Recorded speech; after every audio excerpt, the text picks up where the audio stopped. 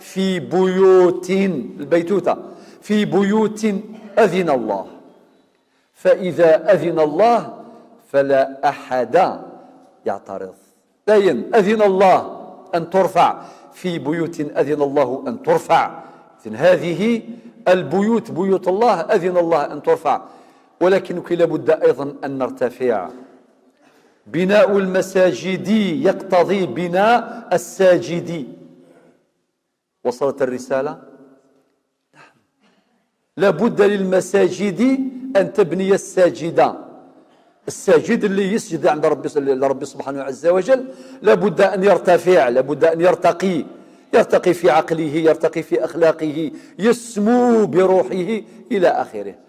نعم، هذه رسالة لنا جميعا، باش حينما نخرج من الجامع ننتشر في المجتمع، نجتهد في تغيير ما في هذا المجتمع من مفاسد، ونجتهد في تأطير هذا المجتمع.